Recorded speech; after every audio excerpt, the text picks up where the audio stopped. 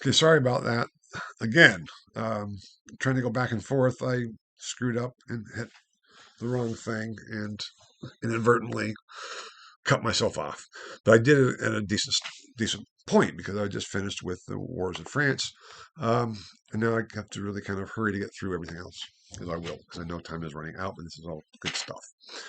I had in the last second lecture of week one, mentioned the Elizabethan settlement in England, going from the Reformation of Henry, the Henrician Reformation under Henry VIII, through the Edwardian position, and then Bloody Mary, and the return of Catholicism, and Elizabeth. Elizabeth had a real problem because Mary, as I think I mentioned, had married Philip II of Spain,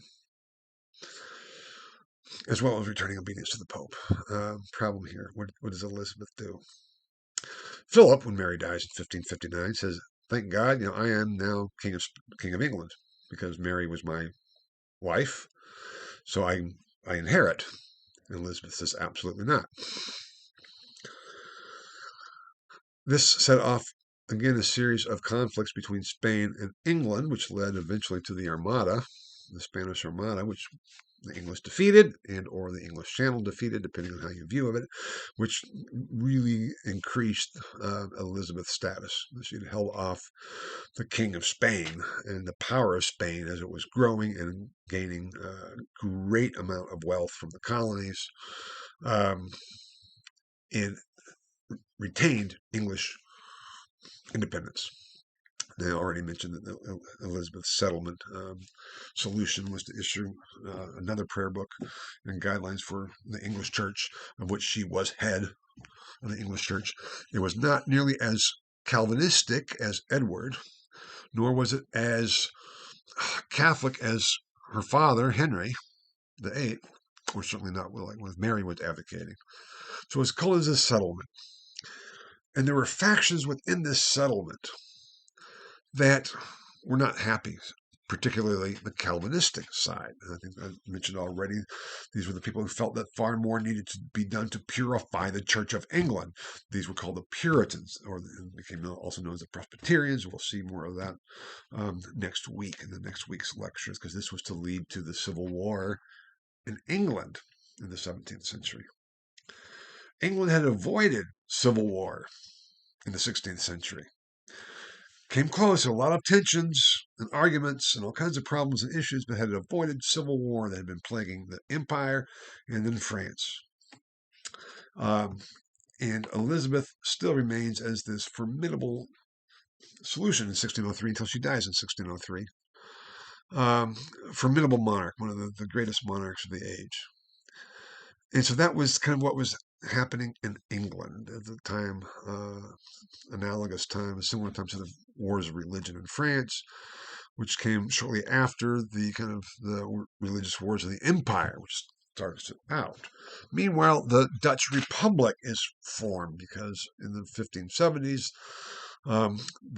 what had been known as the Spanish Netherlands got together these independent states and republics to revolt against Spain, because Spain had ruled what is today called the Netherlands. And why was that? Because Charles V inherited the Netherlands and the lowlands from his mother in the Burgundian territories first, and then he became king of Spain. And then when he abdicated, his son Philip II received also the territories that Charles had gotten from his mother, which included the territory that we refer to as the Netherlands.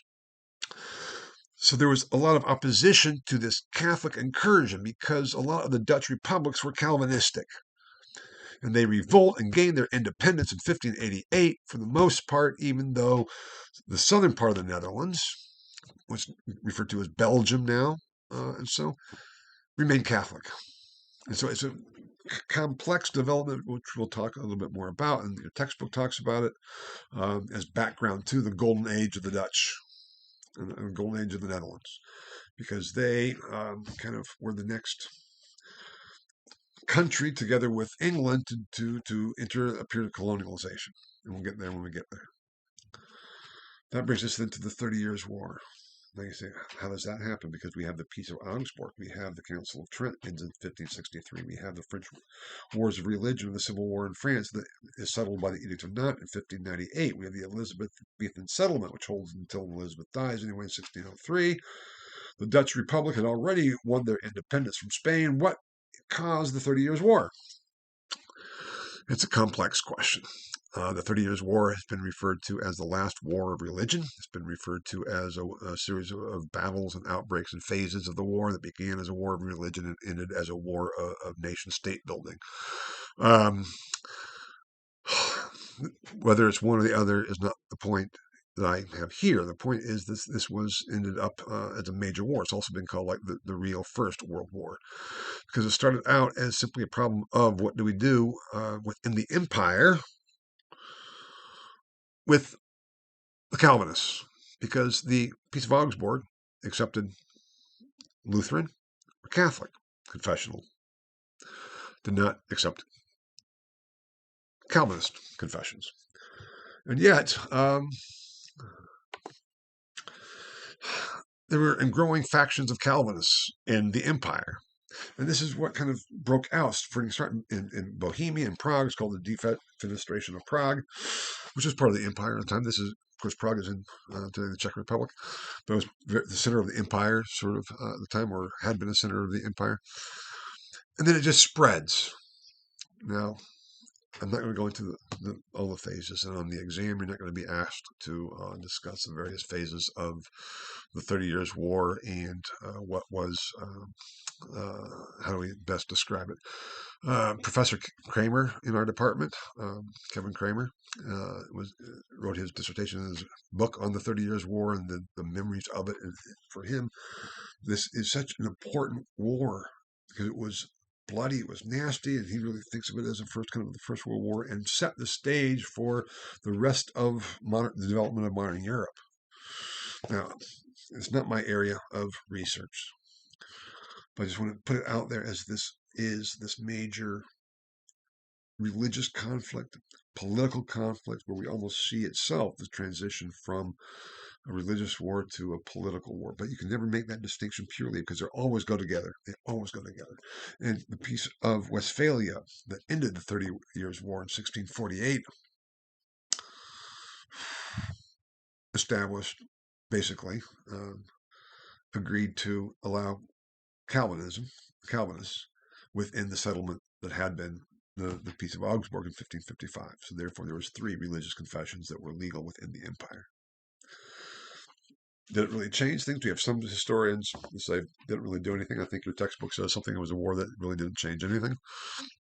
So it kind of depends on your perspective. But it was a major event and problem that we need to see, and it kind of sucked in most of Europe and then beyond. Now, that is the overview. And what do we end up with? Confessional Europe. This period of confessionalization, which at times was took military form, whereby militarily we have by force, by violence, the implementation of religious confessions. And so when we talk about confessionalization, confessional Europe, the political and religious go together. We will see that kind of falling by the wayside in the 17th century, but still through the 30 Years' War, the Peace of Westphalia. If you want to say, okay, that was the last war of religion, at least because it ended with being a war over political power in the nation states, that's fine. But for this period behind that development, you can't make a distinction between religion and politics. They are one and the same. And with that too, and with the divisions and the increasingly divisions within Europe, we see then within these territories, if your territory is Catholic, you would make damn sure that people in your area are Catholic. So that leads to instruments of bureaucratization as a means of enforcing religious conformity. And at this time too, from the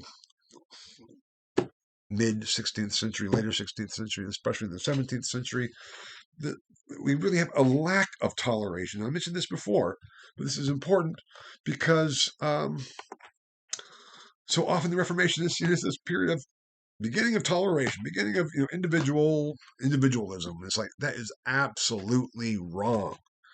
That itself is a myth, and a myth that is a modern one and has no basis in reality whatsoever, because it is really the Reformation is the onset of the lack of toleration, and one example of that is the witch craze.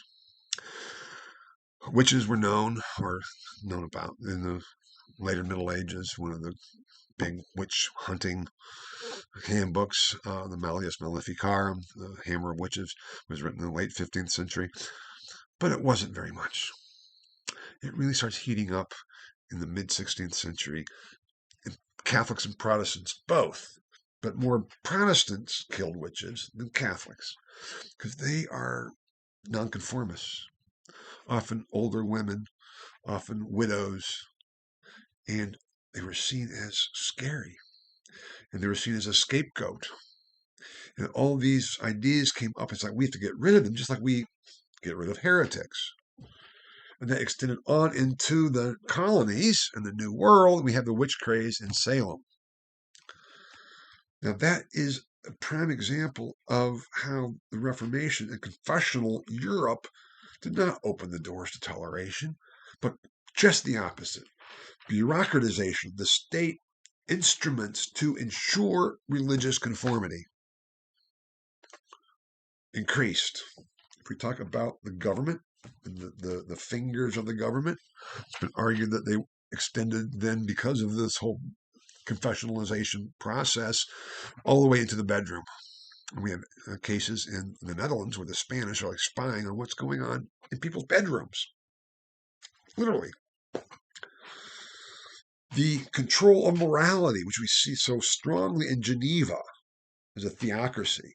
It's almost like every confessional territory tried to become a theocracy based on belief. Because if you believe you are right, and if you believe you're the only right ones, it's incumbent upon you for the good of your people to make sure that they are going to be able to go to heaven, or at least have the best chance possible, because you are responsible for your people. That was the mentality, that was the medieval mentality of rulers, and it stayed the same within the emergence of early modernity, but just within a different context and a different myth, whereby it's not simply emperor and then the kings underneath the emperor. It is, and then pope, it is the nation state as the locus of authority. That's wrong. It's an authority gap. Once you break away from Rome, what's the basis of authority? The basis of authority of the emperor was seen as divine. And the Pope claimed that the Pope's power and authority was divine.